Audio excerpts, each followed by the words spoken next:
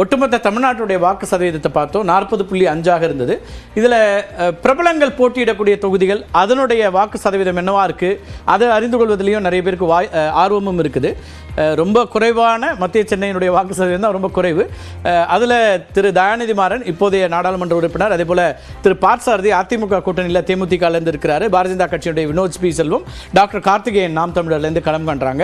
2009 61%, 2014 61.4, 2019 60.7. நாங்கள் ஒரு மாதிரி ஒரு ஃபர்ஸ்ட் கிளாஸ்க்கு வந்துடுறாங்க கஷ்டப்பட்டு அப்படிங்கிற சொல்லக்கூடிய ஒரு தொகுதியாக அது இருக்கும் போல இருக்குது. 1 மணி வரைக்கும் 32.31 இந்த அளவில் இருக்குது. இதுதான் குறைந்தபட்ச வாக்கு சதவீதத்தை இதுவரை வைத்திருக்கிறது. தமிழ்நாட்டு அளவில் குறைந்தபட்சமான வாக்கு எண்ணிக்கையை கொண்டிருக்கக்கூடிய தொகுதி. அடுத்ததாக நம்ம பார்க்கலாம். அடுத்ததாக வேலூர் தொகுதியிலுடைய நிலவரம். கதிரானந்த் அங்கே போட்டியிடுகிறார். அதுபோல் திரு ஏசி சண்முகம் இருக்கிறார், திரு பசுபதி உள்ளிட்டவர்கள் போட்டியிடக்கூடிய தொகுதி. 2009 71.6, 2014 74.3, 2019 72.33. எனவே 70% கூடுதலான வாக்குகளை கொண்டிருக்கக்கூடிய வேலூர் தொகுதியில் 1 மணி நிலவரப்படி 41.24%. அடுத்த தொகுதியும் பார்த்தலாம் நம்ம. அதேபோல் இந்த தொகுதியை பொறுத்த வரைக்கும் தருமபுரியை பொறுத்த வரைக்கும் திருமிகு சௌமியா அன்புமணி களத்தில் இருக்கிறதுனால அங்கே கவனம் அதிகமாக இருந்தது. பாஜக கூட்டணியில் பாமகவிலிருந்து முதல் முறையாக களம் காண்றாங்க. திமுகவிலிருந்து திரு மணி, அதிமுகவில் திரு அசோகன், திருமிகு அபிநயா நாம் தமிழர் கட்சியினுடைய வேட்பாளர். 2009 72.8%. 2014 19 பார்த்தீங்கன்னா அதிகப்படியான வாக்குகள் 81%. அதேபோல் 85.1% 2019 மிக அதிகமான வாக்கு சதவீதத்தை கொண்டிருந்த தொகுதியில் ஒன்றாக இருந்தது. நம்ம தருமபுரியை பார்க்கலாம். மீண்டும் தருமபுரியினுடைய தற்போதைய 1 மணி நிலவரம் அப்படின்னு பார்க்கும்போது இப்போ அது 44.08 இருக்கிறது. அதிகபட்சமான அந்த கடந்த முறை இருக்கக்கூடிய அந்த தொகுதியினுடைய ஆவரேஜை இந்த முறையும் வரலாம் அப்படின்ற ஒரு எதிர்பார்ப்பு இருக்கிறது. எனவே அது யாருக்கு பலன் அளிக்கும் என்பதெல்லாம் கூட நம்ம பேச வேண்டியிருக்கு. இதில் ஏதாவது கருத்துக்கள் இருக்குன்னா நீங்கள் சொல்லலாம். இடையில இப்போ இந்த தருமபுரி இந்த எண்ணிக்கை அல்லது வாக்கு சதவீதம் கூட இருக்கிறது அப்படிங்கிறது ஏதாவது என்ன பார்க்க வேண்டியது? எஸ் இல்லை ஒரு விஷயம் என்ன அப்படின்னா, இப்போ இந்த ஒரு ஸ்டார் கேண்டிடேட் போடுறதுனால இப்படியா அப்படியா அப்படிங்கிறதே இல்லை. இது வரைக்கும் பார்த்ததுல ஒரு சிமிலாரிட்டி, ஒரு லெகசி இருக்கு. இது இப்போ ஒரு சென்னை மனோபாவம், சென்னை கேரக்டர்னு ஒன்று இருக்கு. மத்திய சென்னைனா இப்போ தயாநிதி மாறனே போட்டிடாம வேற ஒருத்தர் டிஎம்கேல ஓட்டிட்டால் இப்படித்தான் இருக்கும். அதே போல தான் தர்மபுரிக்கும். சோ அந்தந்த தொகுதிக்கான ஒரு லெகசி அது அப்படியே கண்டினியூ ஆகுது. ஓகே, அதுக்கு மேல அதுல நம்ம பெருசா ஒண்ணும் இல்ல, இந்த நபரால கூடிச்சு இந்த நபரால கீழே விழுந்தது அப்படின்னு எதுவும் கிடையாது. ஸ்டார் கேண்டிடேட்ஸ்ங்கிறது எந்த விதத்திலும் கவனம் இருப்பு இல்லையா லட்சுமி? அதை எப்படி பார்க்க முடியும்? தருமபுரி எப்போதுமே அதிகமா தானே இருந்திருக்கு. நீங்க இதுல செந்தில்குமார் போட்டி அந்த 2 தேர்தலையுமே 80+ அப்படின்னு எப்போதுமே அதிகமா தான் இருந்தது. ஸ்டேட் ஆவரேஜை விட 10% கூட. அங்க பொலிட்டிக்கலாவும் கம்யூனலாவும் ஆர்கனைஸ்டா இருக்கக்கூடிய மக்கள் இருக்காங்க. தருமபுரியில வாக்களிக்கிறது ரொம்ப முக்கியம் அப்படின்னு மனநிலை உள்ளவர்களும் இருக்காங்க. அதுதான் இதுக்கு காரணம். நம்ம அடுத்த சில தொகுதிகள் இருக்கு. உங்க ஊர் தொகுதிக்கு நான் வந்துடுறேன், பார்த்துடலாம். தருமபுரியை கடந்து அடுத்தடுத்த தொகுதிகள் பார்த்துடலாம். எஸ், நீலகிரி தொகுதி. நீலகிரிக்கும் கிளாட்ஸ்னு சொல்லலாம், அவர் அங்கே படித்தார்.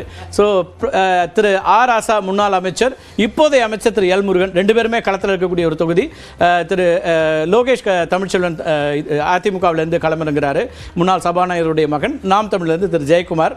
ட்ரெடிஷ்னலாக அவர் சொல்கிற மாதிரி இந்த தொகுதிக்கான ஒரு இது இருக்குன்னா 70.8% 2009, 2014 73.5, 2019 77% அப்படின்னு போனது. இப்போ 40%. இதுவும் கிட்டத்தட்ட அந்த தொகுதியினுடைய வழக்கமான நடைமுறை அப்படின்னு பார்க்க வேண்டியிருக்கா? கிளாட்சன் எப்படி இருக்குன்னு பார்க்குறீங்க? வழக்கமான நடைமுறை தான். ஏன்னா அந்த நீலகிரியை பொறுத்த வரைக்கும் ஹில்ஸும் பிளெயின்ஸும் தனியாக பார்க்க வேண்டியிருக்கும். அங்கே வாக்களிக்கிற பேட்டர்னில் ஏதாவது நிறைய வித்தியாசங்கள், ஹில்ஸுக்கும் பிளெயின்ஸுக்கும் நிறைய வித்தியாசங்கள் இருக்குது. ஹில்ஸில் பார்த்தீங்கன்னா பிளாக் ஓட்டிங் ஒரு இடத்துல அது பெரும்பாலும் வித்தியாசங்கள் இருக்காது. முடிவு பண்ணிட்டாங்கன்னா ஒரே இடத்துல. கம்யூனிட்டி வைஸ் ரொம்ப வித்தியாசம் இருக்குது. பிளேன்ஸ் அப்படின்னு பார்த்தீங்கன்னா இந்த குறிப்பாக கோயம்புத்தூர் மாவட்டத்துக்குள்ளார வந்துடுது. கோயம்புத்தூர் மாவட்டங்களுக்குள்ளார பார்க்கும்போது இன ரீதியாகவும் ஜாதி ரீதியாகவும் பிரிவுகள் நிறைய இருக்குது. ஆனால் அதே மாதிரி மலையக பகுதிகளில் அந்த மாதிரி கிடையாது, அந்த பிரிவுகள் இல்லை. அப்போ பிளாக் ஓட்டிங் அப்படிங்கிறது ரொம்ப தெளிவாக தெரியும். நீங்கள் ஒவ்வொரு முறையும் ஒவ்வொரு வாக்குச்சாவடியில் நீங்கள் பார்த்தீங்கன்னாலும் அந்த பூத் வைஸ் டீடைல்ஸ் எடுத்து பார்த்தாலும் வித்தியாசம் தெரியும். அதனால இந்த ஹையாக இன்னும் இப்போ 40லேருந்து இது ஈஸியாக அதிகமாக 77 வரதுக்கு ரொம்ப ஈஸியான சான்சஸ். ஓகே பெரும்பாலும் இந்திய அளவிலே பார்த்தாலும் கூட தமிழ்நாட்டும் சரி இந்திய அளவிலும் ரிசர்வ் தொகுதிகளில் கூடுதலான வாக்கு சதவீதம் இருக்குது. அது ஷெட்யூல் காஸ்ட் ஆல் ட்ரைப் எங்க இருந்தாலுமே கூடுதலாக இருக்கக்கூடியது. கண்டிப்பா அசர்ஷன் ஆஃப் ஐடென்டிட்டி கண்டிப்பா இருக்க தான் செய்யும். அது அவங்களுக்கு ஒதுக்கப்பட்ட தொகுதியில கண்டிப்பா எங்களுடைய வாக்குகளை செலுத்தி ஆக வேண்டும் ஒரு நிர்பந்தம் இருக்குது, அதனால போட்டு தான் ஆவாங்க. ரைட். நீங்க இல்ல கடந்த 3 தேர்தலா ஒரு போக்கு ஒன்று இருக்குங்க. ஓகே. என்னன்னா 70 அப்புறம் 70ல 3% கூடுது, அதுக்கப்புறம் திரும்ப 3% தொடர்ந்து அப்படியே வளர்ந்து இந்த முறை அது 80ஆக வரணும் அப்படின்னு வருமான்னு பார்க்கணும். அது ஒரு கியூரியாசிட்டி இருக்கு. ஏன்னா ரெகுலரா அது மேல போயிட்டே தான் இருக்கு. அப்வர்ட் ட்ரெண்ட்ல இருக்கு. ட்ரெண்ட் அப்படினா மேல போகக்கூடிய ஒரு ட்ரெண்டா இருக்கு அப்படினு அதனால பார்க்கலாம். பார்க்கலாம். டெக்கேடல் டெவலப்மென்ட் பாருங்க. டெக்கேடல் டெவலப்மென்ட்டோட சேர்ந்து வர்றது தான் அது. So it is quite every decade அது வந்து கூடுதலா டெக்கேடல் டெவலப்மென்ட் அவ்வளவுதான். ஃபைன், பார்க்கலாம். அண்ட் கோயம்புத்தூர் இன்னொரு முக்கியமா கவனம் பெறக்கூடிய ஒரு தொகுதின்னு பார்க்கலாம். திமுகல இருந்து திரு கணபதி ராஜ்குமார், அதே போல அதிமுகல இருந்து திரு சிங்க ராமச்சந்திரன், பாரதிய ஜனதா கட்சியினுடைய திரு அண்ணாமலை, திருமிகு கலாமணி நாம் தமிழர் கட்சியிலிருந்து போட்டிடுறாங்க. 2009 70.9% வாக்குகள், 2014 68.4, 2019 66.7. இது டிக்ரீசிங்கா இருக்குது. ஆமா 3% கூடிக்கிட்டே வந்தா. ஆமா, இங்க குறைஞ்சிட்டே இருக்கு. இது வந்து 2% குறைஞ்சிட்டே டவுன்வார்ட்ஸா இருக்கு. இப்போ வரைக்கும் 1 மணி வரைக்கும் 39.51%. நீலகிரியை விட 1% தான் குறைவு. 600 பிளஸ். எஸ், 6 பிளஸ்ல இருக்கு 1 மணி நேரத்துக்கான ஆவரேஜ்னு. இப்போ கோவையை பொறுத்த வரைக்கும் ஒரு பொலிட்டிக்கலாவும் 2 விஷயங்கள்ல முக்கியமா இருக்கு. சட்டமன்ற தேர்தலையும் 9 இடங்கள்ல அதிமுக 10 கூட்டணியாக இருந்தது. திருமிகு வானதி அங்க வெற்றி பெற்றாங்க பிஜேபியில இருந்து, கூட்டணியா 10 சென்றது. அதுக்கப்புறம் உள்ளாட்சி தேர்தலில் திமுக பெரிய அளவுக்கு வெற்றியை அப்படியே ரிவர்ஸில் வந்துச்சு.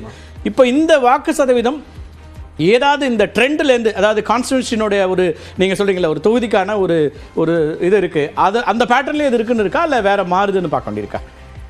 அதாவது ஒரு டிபார்ச்சர் இருக்குங்க. ஓகே. ஒரு பாயிண்ட் ஆஃப் டிபார்ச்சர் இருக்கு. ஓகே. ஒன்று வந்து introduction of Annamalai is definitely a departure from that. Okay. இப்போ இது வந்து எந்த அளவுக்கு ஓட்டில் வந்து மக்கள் காமிப்பாங்கன்றதுல ஒரு எந்தூசியாசமில் கண்டிப்பாக வித்தியாசம் இருக்குது. போத் வைஸ், ரிவர்ஸும் இருக்குது, ஃபார் அண்ட் அகேன்ஸ்ட் ரெண்டுமே இருக்குது. ஓகே. அண்ணாமலை நிற்கிறாரு, அவரை ஜெயிக்க வைக்கணும்னு ஒரு குரூப்பும் இருக்குது. ஓகே. அண்ணாமலை நிற்கிறாரு, அதனால மற்றவங்க போய் ஓட்டு போட்டு அவரை தோக்கடிக்கணுன்ற அந்த இதுவும் இருக்குது. ஓகே. ஸோ 2 ஸ்விங்கும் இருக்குது. அந்த ஸ்விங் இருக்குது அந்த இடத்துல. ஓகே. இப்போ மற்ற இடங்கள் பார்க்கும்பொழுது கவனம் வந்து நிறைய கவனத்தை வந்து செலுத்திருக்காங்க. குறிப்பாக இந்த ஏடிஎம்கே கேண்டிடேட் பற்றி நம்ம பேசணும். இப்போ ஏடிஎம்கே கேண்டிடேட் வந்து லாஸ்ட் டைம் வந்து பார்த்தீங்கன்னா அசம்பிளி எலெக்ஷனில் கம்ப்ளீட்டாக வானதியை சார்ந்து ஏடிஎம்கே நின்றுச்சு. இப்போ இந்த தடவை பார்க்கும்பொழுது டோட்டலாக வந்து இல்ல வானதியே ஏடிஎம்கே சார்ந்து தான் இருந்தாங்க. அதான் வானதி பின்னாடி நின்னாங்க, ஏடிஎம்கே நின்னாங்க, பேக் பண்ணாங்க, முழுமையா கம்ப்ளீட்டா பேக்கப் பண்ணாங்க. ஓகே.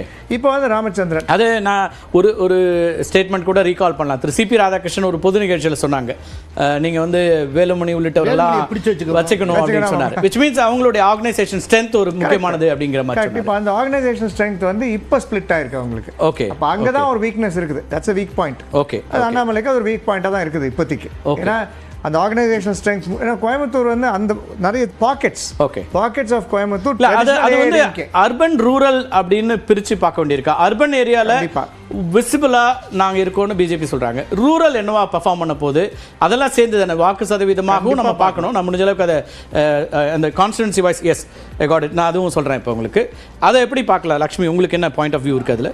எனக்கு வந்து கோயம்புத்தூர் டெரெயின் வந்து ரொம்ப நல்லா தெரியும், அங்கே படித்து வளர்ந்தது அப்படின்றதுனால. அங்கே இருக்கக்கூடிய அந்த ஓட்டிங் பேட்டர்ன், அந்த மக்கள் அவங்களுக்கு என்ன அவங்களுடைய cultural style of living style எப்படி இருக்கும், அது எல்லாமே கொஞ்சம் பரிச்சயமான ஆள் அப்படின்றதுனால அங்கே வந்து சூலூர் பல்லடம் ஓட்டிங் பேட்டர்ன் வேற மாதிரி இருக்கும். சிங்காநல்லூர் கவுண்டம்பாளையம் வேற. உங்களுக்கு நான் இந்த டேட்டாவும் கொடுத்துறேன், மேபி நீங்கள் அதை உங்களுக்கு பாயிண்ட்ஸ் ஆட் பண்ணுறதுக்கு ஈஸியாக இருக்கலாம். 1 மணி வரைக்கும் வந்திருக்கக்கூடிய டென்டேட்டிவாக அங்கே கோவையில் இருக்கக்கூடிய தேர்தல் அதிகாரி கொடுத்துக்கூடிய டேட்டா நம்ம செய்தியாளர் குருசாமி அனுப்பியிருக்கிறாரு. அதுபடி பார்க்கும்போது பல்லடம் நீங்கள் சொன்ன மாதிரி பல்லடம் தொகுதி தான் 39.91% 39.91% அதிகமாக இருக்கிறது சூலூர் 42.09% போல இருக்கு 1 மணி அளவில். அதுக்கு பிறகு இருக்கக்கூடியதில் குறைந்தபட்சமாக இருக்கிறது அப்படின்னா அது வந்து கவுண்டம்பாளையம் 31% இருக்கிறது. அங்கே இருக்கக்கூடிய அசம்பிளி செக்மெண்ட்டில் கவுண்டம்பாளையம் 31.5 அப்படின்னு வந்திருக்கு. அதுக்கு பிறகு கோயம்புத்தூர் நார்த் அது வந்து 32.5, கோயம்புத்தூர் சவுத் 35.85, அதுக்கு பிறகு சிங்காநல்லூர் 34.73. இப்போ சூலூர் தான் அதிகமான வாக்குகள் 40% கடந்ததாக இருக்கிறது. சூலூர் வந்து நிறைய ரூரல் பாப்புலேஷன் நிறைய இருக்கும், ரொம்ப ரொம்ப இன்டீரியரா இருக்கக்கூடிய வில்லேஜஸ் நிறைய இருக்கும். அங்க வந்து அந்த வாக்களிக்கணும் அப்படிங்கிற மனநிலை உள்ளவர்கள் எப்போதுமே அதிகமா பல்லடம் ரெண்டு தான் ஹையஸ்ட் பெர்சன்டேஜ் அங்க இருக்குது. இன்னும் வந்து குறிப்பா சொல்லணும் அப்படின்னா ரெண்டுமே ஏடிஎம்கே ஓட பாக்கெட்ஸ், ரெண்டும் ஏடிஎம்கே ஸ்ட்ராங்கா இருக்கக்கூடிய பகுதிகள்.